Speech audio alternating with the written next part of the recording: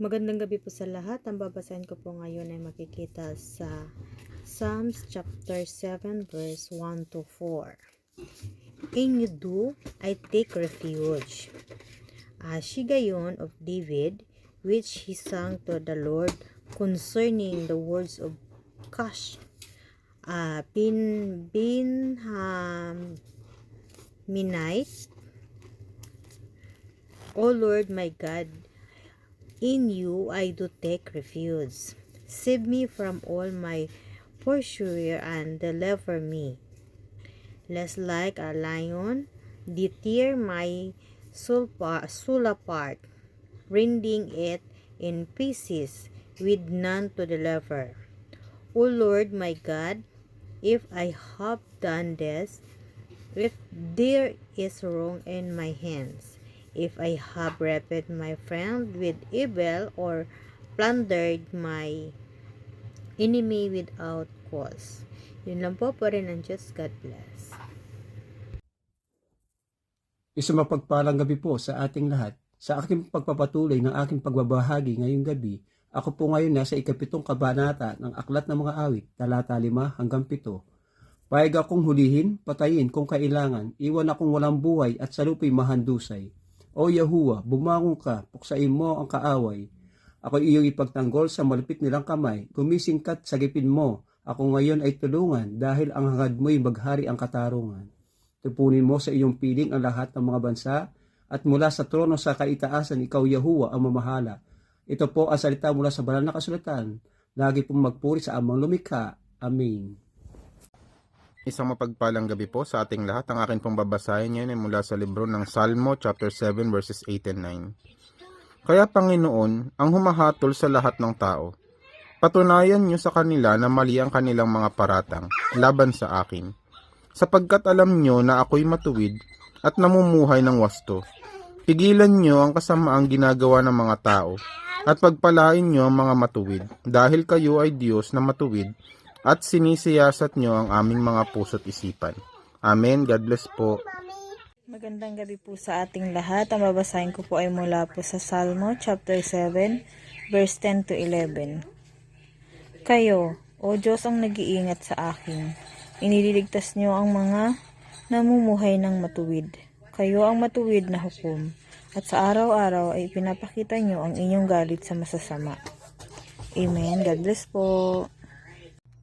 Hello po, good evening. Ang aking Bible verse for today is from the book of Psalms, chapter 7, verses 12 to 14. Kung di sila magbabago sa masasama nilang gawa, ang tabak ng Diyos ay kanyang ihahasa, pati ang kanyang pana ay kanyang ihahanda. Mga pamatay na sandata ay kanyang itatakda. Kanya ring iuumang ang mga palasong nagbabaga. Pagmasdan mo ang masama sa baluktot niyang isip, ipinaglilihi niya ang katotohanan at ipinanganganak niya ang kasamaan. Amen. Ang mabuting balita ng ating Panginoon.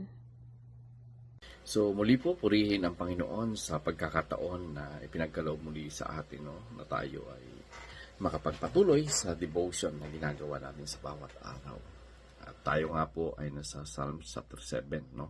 Ang ating pong babasahin ay 15 to 17. So sabi po dito, ang masasamang tao ay naghuhukay ng bitag para sa kanilang kapwa, pero sila rin ang mahuhulog roon.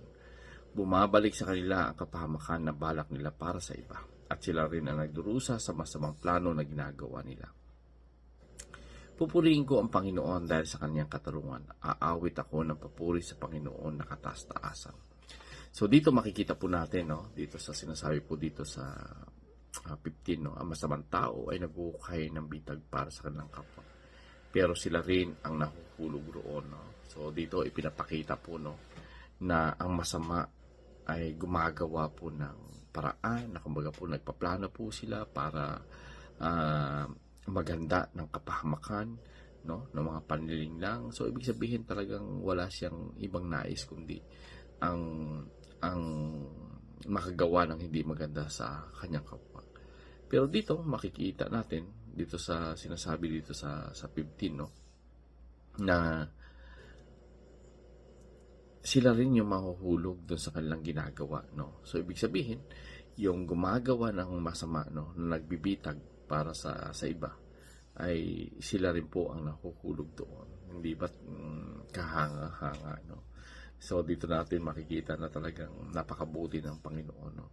Na yung mga naghahanda ng kasamaan para sa buhay ng iba, sila rin yung nahuhulog dito. At bumabalik sa kanila yung kasamaan, no?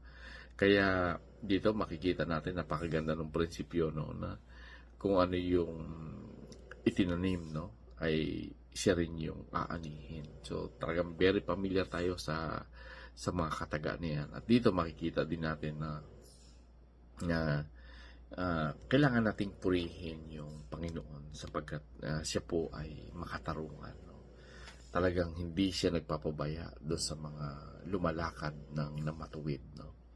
At gaya nga dyan sa binasa natin, talagang marami yung gumagawa ng mga bagay na hindi maganda, mga nagpaplano sa kanyang kapwa, no? Pag binasa nga natin yung sa Proverbs chapter 3, no, sinasabi diyan, do not plot harm against your neighbor. So ibig sabihin talagang ipinagbabawal ng Panginoon na huwag kang gagawa ng mga bagay na makakasakit sa iyong kapwa. So dito po natin makikita na niloloob ng Panginoon na kung sino yung gumagawa ng bitag o hukay ay siya mismo yung nahuhulog doon. Ganyan po katindi na makatarungan yung ating Panginoon.